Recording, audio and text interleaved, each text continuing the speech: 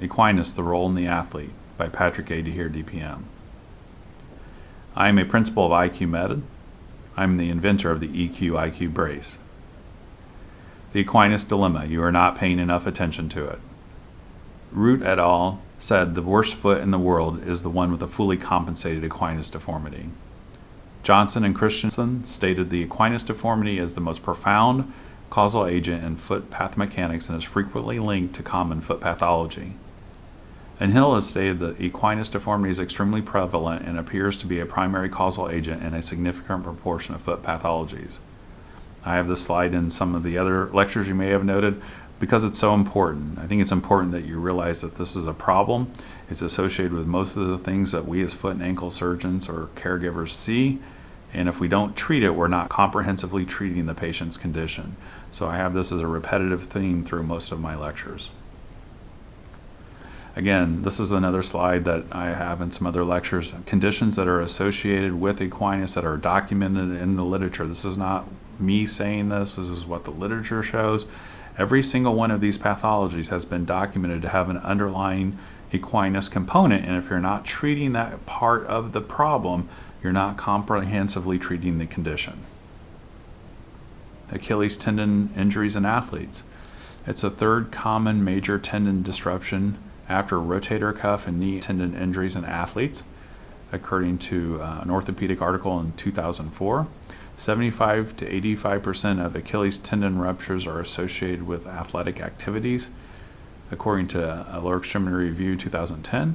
And the strain experienced by the Achilles tendon during running may predispose it to injury, from an article in Clinical Biomechanics of Physiology 2012. Among the most at risk for developing chronic Achilles tendon injuries are runners, with a prevalence of up to 18% in recreational and competitive runners. And you can see the multiple sources for that information. American football players who sustained an Achilles tendon injury were 36% never returned back to the sport, and those who did return were never able to return to their pre-injury levels of play. This was from Lower Extremity Review 2010. And in a study of Irish dancers, 14 out of 18 were found to have Achilles tendinopathy. This is from Journal of Foot and Ankle Surgery 2010. And tendinosis is estimated to affect 11% of runners, 9% of dancers, and 5% of gymnasts due to training errors and mechanical factors, hyperpronation, excessive rear foot motion, equinus, and faulty footwear. This was from an instructional course lecture of 1997. What is the standard definition for equinus that we can all work off of? How common is equinus? How do we evaluate equinus clinically in the athlete? What are the biomechanical effects of equinus on the athletic patient? Does stretching actually help for equinus? Can we prevent problems by stretching in the athlete? Will stretching the calf lead to decreased performance? And what is the best way to stretch? What protocol should be used for stretching? And should athletic patients use maintenance therapy, and what should it be? Definition of equinus. DiGiovanni et al. And JBJS of 2002 gave us some good hard data to provide a definition for equinus. In their study, they had 34 patients in a symptomatic group and 34 patients in a control group. You can see the demographics on the left and the patient pathology breakdown on the right. In their patient group, they showed ankle joint dorsiflexion of 4.5 degrees with the knee extended, and in the control group of 13.1 degrees with the knee extended. Less importance with the knee flex in my opinion, but it went from 17.9 to 22.3. They looked at the percentage of patients in each group and how often they got the diagnosis correct with the goniometer verified by an Equinometer. In the patient group, 65% of their patients had ankle joint dorsiflexion less than 5 degrees with the knee extended. In the control group, it was 24%. In the patient group, 88% had ankle joint dorsiflexion less than 10 degrees with the knee extended, and the control group 44%. The correct diagnosis was made in ankle joint dorsiflexion of less than 5 degrees on the patient group 76% of the time, and in the control group 94% of the time. And the correct diagnosis was made with less than 10 degrees of ankle joint dorsiflexion on the patient group 88% of the time, and in the control group 79%. Again, that number should be higher. There was no real explanation in the study of why that last number was lower than the patient group. Continuing from DiGiovanni, we have selected less than 5 degrees of maximal ankle joint dorsiflexion with a full knee extension as our definition, because it allowed us to diagnose the problem in those who were at risk, symptomatic patients with fairly good reproducibility, 76%, and more importantly, we were able to reliably avoid, in 94% of the cases, unnecessary treatment in those who were not at risk, asymptomatic people. So I think our definition that we should work off is 5 degrees of dorsiflexion with the knee extended. How frequent is equinus? Hill in 1995 looked at the frequency of equinus with a study of 209 new patients over 6 weeks. 26 were deleted because their primary complaint did not fit into study guidelines, for example, a nail pathology or a wart. 6 of the 174 remaining patients had normal ankle joint dorsiflexion. 168 had equinus, 3 had gastroc equinus, 165 had gastroc soleus equinus. You can see the mean age was 48.2 years of age. Their definition of equinus was less than 3 degrees of ankle joint dorsiflexion with the knee extended. And their findings, which is what is important from this slide, is 96.5% of the patients with foot or ankle pathology exhibited equinus deformity. Continuing Hill study, the podiatric physician should look beyond the specific complaint to diagnose the underlying cause. Frequently, ankle equinus deformity will be at the root of the patient's foot problem. Gastroc soleus stretching was found to be an effective modality in treating a wide range of podiatric complaints where ankle equinus is an underlying etiologic factor. Continuing from Hill 1995, treating apparent biomechanic problems that have underlying equinus deformity with rigid functional orthoses is a major reason for unsuccessful orthotic treatment. Equinus patients who receive orthoses as their sole treatment may not be capable of accepting orthotic control. And a rigid orthotic will prevent the foot from pronating, which the result is arch irritation from excess friction against the orthoses. So if you've had patients that have had less than stellar results from their orthoses and complain of the orthotics being high in the medial arch or uncomfortable or the arch not in the right place, oftentimes the reason is because they have an equinus that hasn't been treated. The equinus is causing a dorsiflexion through the navicular-cuneiform joint to compensate for the lack of ankle joint dorsiflexion, which results in a plantar irritation of the foot from a rigid orthoses pushing up in this area. So if you want to see better outcomes with your orthotic therapy, stretch your patients either simultaneously or before you put them in their orthoses. Equinus evaluation. Silfverskoild 1924 described equinus evaluation with no equinus ankle joint dorsiflexion with the knee extended being greater than 5 degrees above 90 degrees, and ankle joint dorsiflexion with a knee flex at 90 degrees being greater than 10 degrees above 90 degrees. Gastroc equinus was defined as ankle joint dorsiflexion with a knee extended less than 5 degrees above 90, and ankle joint dorsiflexion with a knee flex at 90 at greater than 10 degrees above 90 degrees. And finally, gastroc soleus equinus or osseous equinus was described as ankle joint dorsiflexion with a knee extended less than 5 degrees above 90, and ankle joint dorsiflexion with a knee flexed at 90 less than 10 degrees above 90. This shows a clinical exam of a pediatric patient that has the landmarks marked, the bisection of the lateral fibula and the lateral border of the foot parallel to the floor. You can see checking the ankle joint dorsiflexion with the subtalar joint end neutral and the mid-tarsal joint lock, the knees fully extended.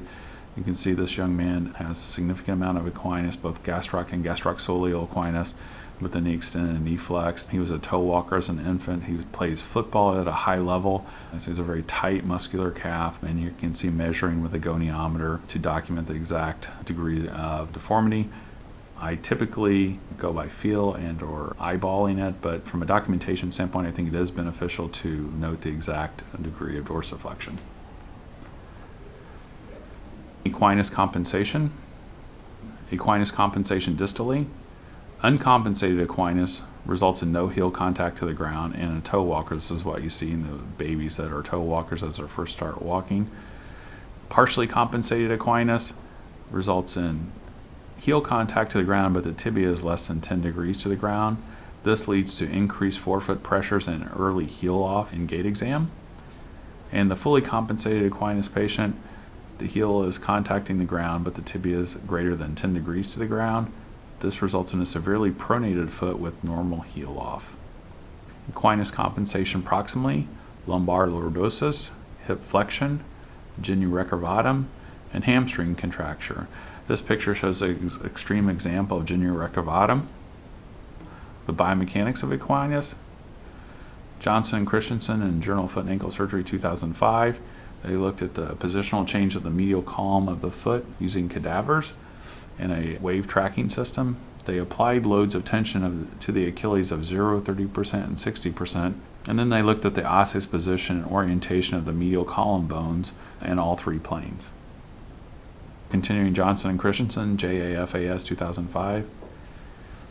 From an earlier study in this series of articles, they showed that the role of the peroneus longus was to evert the medial column of the foot into the central and lateral column, thereby locking the metatarsal joint. So this is a basis to understand what happens when you apply loads to the Achilles tendon, how it affects this particular stabilization of the peroneus longus to the medial column of the foot and metatarsal joint. Continuing Johnson and Christensen, JAFAS 2005. As they increased Achilles tendon loading, they noted a dampening of the frontal plane peroneus longus action, which led to unlocking of the metatarsal joint, which further led to hypermobility of the first ray and arch flattening in the sagittal plane at the navicular cuneiform joint. Specifically, they saw plantar flexion of the talus and navicula and dorsiflexion of the first cuneiform and first metatarsal. Continuing Johnson and Christensen, JAFAS 2005. In clinical practice, the early destructive influence of Equinus is often not appreciated. Instead, we are usually faced with the end results of Equinus effects. The authors strongly recommend careful clinical assessment and appropriate treatment of Equinus in patients with biomechanical deformities affecting the first ray and midfoot. Evolution of the gastrocsoleus complex. Malvankar and Kahn in the Foot 2011 looked at primatologist Bill Sellers from Manchester University claimed that humans first developed the Achilles tendon more than 2 million years ago, enabling them to run twice as fast as before. Dennis Bramble and Daniel Lieberman, who wrote in Nature 2004 that it was the Achilles tendon and the gluteus maximus that are important units utilized during running. And it is clear that the role of the Achilles tendon is not for bipedal locomotion, but for fast locomotion, in particular such as hunting. So surely this tendon is an evolutionary advantage for athletes. Does stretching increase the risk of injury or diminish performance? Stretching the Achilles tendon may increase the risk for injury because of the reduction in plantar flexion strength and increases in ankle joint dorsiflexion range of motion, has been shown by Galloway, Mayhew, McCory, and Rosenbaum in these various articles. However, Mayhew et al. In the American Journal of Sports Medicine in 2005 looked at the measurable intrinsic risk factors for Achilles tendon overuse injuries. They looked at officer cadets undergoing 6 weeks of basic training. 10 of the 69 male recruits, 14.5%, sustained Achilles tendon overuse injuries. The type of physical activity did not increase the risk for injury, and the stiffness of the Achilles tendon was not found to be an intrinsic risk factor. Plantar flexion strength of less than 50 newtons per meter and ankle joint dorsiflexion range of motion of more than 9 degrees predisposed individuals for Achilles tendon overuse injuries. Chimera et al. 2010 Foot and Ankle International looked at plantar flexion strength both pre and 3 months post-gastrocnemius recession for isolated foot pain and compared the results to healthy control subjects. Their theory that increased dorsiflexion post-op would lead to decreased plantar flexion strength pre-op. Their theory was that they would see increased dorsiflexion postoperatively, decreased plantar flexion strength preoperatively compared to the control group, but increased plantar flexion strength postoperatively, but less than the control group. 7 limbs and 4 patients with isolated gastroc equinus, ankle joint dorsiflexion less than 0 degrees with the knee extended, and ankle joint dorsiflexion greater than 0 degrees with the knee flexed between 40 and 65 years of age. Surgical candidates were treated with a gastroc recession after conservative treatment had failed for painful foot conditions associated with isolated gastroc contracture. All 4 subjects had plantar fasciitis, 1 also had metatarsalgia. The foot and ankle ability measure, which is a subjective self-reported level of function in daily living and overall global rating of function, was utilized. Continuing Chimera et al. Foot and Ankle International 2010. This is a graph of ankle joint dorsiflexion, isolated gastroc contracture preoperatively, postoperatively, and then the control group. So you can see the preoperative measurement for the Symptomatic group was -1 degree ankle joint dorsiflexion. Postoperatively, it increased to 13 degrees dorsiflexion, which was similar to the control group, which was 14 degrees measurement of ankle joint dorsiflexion. The next component of the chart is the foot and ankle ability measurement function of daily living. It increased significantly from 59 to 91 post-gastroc recession and was more comparable to the control group, although still slightly less. And finally, the global rating also increased compared preoperatively to 48 to postoperatively of 86, and then still slightly less than the control group of 98. Different types of isometric and isokinetic contracture. If you look at definitions, isometric is a muscular action in which tension is developed without contraction of the muscle. The ankle joint is maximally dorsiflexed with the knee extended. Postoperatively, the pre-op angle and maximal dorsiflexion with the knee extended postoperatively. This rarely occurs with everyday walking. Isokinetic measurements is a muscular action with consistent rate of movement. The patients were asked to push as hard as they could, as fast as they could through one full cycle of ankle motion, 60 degrees per second, 2 trials with ankle maximally dorsiflexed and a 3rd trial with the ankle in maximal plantar flexion. Pre and postoperative testing were the same. This is more like what occurs with everyday range of motion and walking of the gastroc-soleus complex. Continuing, Chimera et al., 2010, Foot and Ankle International.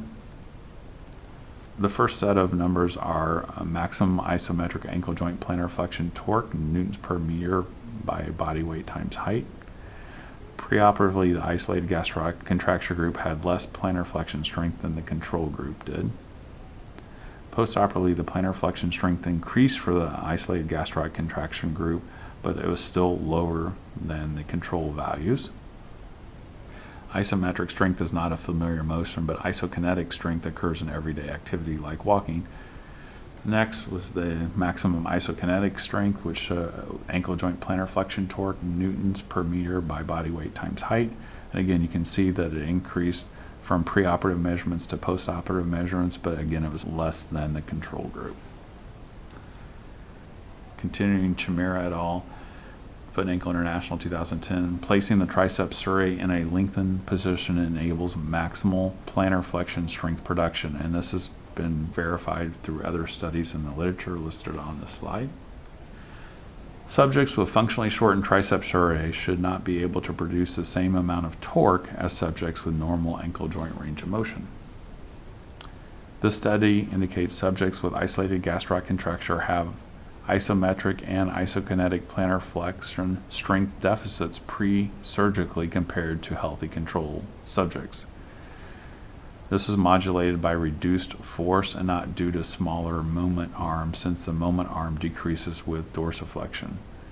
The moment for isolated gastroc contracture subjects was greater than for the controls, and this was also verified by a European Journal of Applied Physiology in 2000. Post-surgical strength improvements seen with increased ankle joint dorsiflexion are likely related to the plantar flexor muscles operating at a more favorable portion of the length tension curve. So what does all this mean? This means that stretching the patient out is not going to affect their jumping ability. In fact, it should actually improve their jumping ability, should improve their running, because you're going to increase the length tension curve. You're not going to actually weaken the patient's performance by stretching them, particularly in the athletic patient. Gastroc-soleus stretching for the athlete. Slide number 39. What is stretching? Abinladia et al. In the Journal of Applied Physiology in 2009, from their study, showed in conclusion the present study showed that the increase in passive torque during passive stretching on the plantar flexor muscles is accompanied by a progressive lengthening of both the medial gastroc free tendon and muscle structures, the fascicles and aponeurosis, with the latter showing greater degree of elongation. The different behaviors among subjects, however, indicate that the relative strain on muscle and tendon structures varies among individuals, and consequently the relative compliance of these structures influence muscle tendon unit lengthening differently during passive stretching. How long to stretch? Bradford et al. In the British Journal of Sports Medicine, 2006, did a meta-analysis review of how long to stretch. That 5 trials met their inclusion criteria for review of 18 papers that were originally identified that produced 161 participants. Ankle joint dorsiflexion was measured both actively and passively, weight-bearing and non-weight-bearing, with the knee extended and flexed. The duration between stretching and measurements was immediate in all trials except for that of Udis et al., where participants were measured 60 to 72 hours after stretching. 4 trials ensured 100% compliance by supervising the stretches. Udis et al. Used logbooks instead, showing greater than 95% compliance. All results presented in this review are the effect of stretching alone compared to no stretching. In this diagram, you can see the amount of ankle joint dorsiflexion for less than 15 minutes increased by 2.07 degrees, 15 to 30 minutes, 3.03 degrees, and greater than 30 minutes, 2.49 degrees. The question is, why is it less for greater than 30 minutes? It probably due to some of the parameters of the study, such as measurements weight-bearing and non-weight-bearing, the types of measurements used, the type of stretching used. I think inherently that the longer the stretch, the more dorsiflexion you're going to get. I think that's common sense, but this does show that it did result in increased ankle joint dorsiflexion in a meta-analysis of the papers that they reviewed. Is subtalar joint position important during stretching? Johnson et al. On Foot and Ankle International 2013, they showed that subtalar joint and metatarsal joint supination allowed for dorsiflexion to occur primarily at the ankle joint, whereas with subtalar joint and metatarsal joint pronated, dorsiflexion occurred at the ankle joint, the subtalar joint, and the metatarsal joint. When the subtalar joint is in supination, that equals external rotation of the tibia. External rotation of the tibia is required to lock the knee to full extension. This is also called the screw-home mechanism. It allows for full extension of the knee. When the subtalar joint is pronated, that allows for internal tibial rotation, and you cannot maintain full extension when stretching of the lower extremity when the subtalar joint is in pronation. And this is a very important concept, to have that knee fully extended to make sure we're stretching the gastrocnemius muscle. You have to have the tibia externally rotated, and you do that by putting the subtalar joint in a supinated position. What is the effect of stretching? Macklin in the Foot in 2012 looked at 13 runners with their demographics listed on the slide that had been injury-free for the prior 2 years, and they used the definition of less than 6 degrees of ankle joint dorsiflexion with the knee extended. They also use a foot posture index of less than +8 and greater than -8 to help eliminate any extreme pes planus or cavus deformities. The ankle joint range of motion was measured with a goniometer, the subtalar joint in neutral position and the knee fully extended. They measured 3 times and took an average of the measurements. This shows the results from Macklin's study for multiple factors, including ankle joint dorsiflexion, peak plantar pressures at the 1st, 2nd, and 5th metatarsal heads, stance time, and heel contact time. And you can see on the top line, the left baseline 4 weeks, 8 weeks, right baseline 4 weeks and 8 weeks. The left increased from 5 to 10 to 16 degrees of ankle joint dorsiflexion at 8 weeks, and the right increased from 5 to 10 to 15 degrees of ankle joint dorsiflexion by 8 weeks. Interestingly, participants verbally reported improved running times as their flexibility increased. So again, the study was based on 13 runners, and all of them improved their running times as their flexibility increased. They also noted that with normal ankle joint dorsiflexion, that the participants' forefoot peak plantar pressures increased, but the stance phase times decreased. This may be indicating that the duration and location of peak plantar pressures plays a role in creating forefoot pathologies. Continuing Macklin 2012, the foot. Although the findings from the study cannot fully explain the mechanism of how improved ankle joint dorsiflexion increased dynamic forefoot peak plantar pressures, it may be possible that the increased dorsiflexion has allowed for more normal foot function. The increased pressures, which are now applied for a shorter period of time over a greater and more even distribution within the foot, may be less harmful to the foot. These results also strongly indicate that this non-invasive stretching regime could be considered before resorting to more invasive options. Why manual stretching fails? Compliance is a big thing. First, you have to stretch at least 30 minutes per day, and to get a patient to stretch 30 minutes per day is very difficult on their own. Second, lack of follow-through. Literature shows they have to stretch for at least 6 weeks to fully stretch out the gastrocsoleus complex.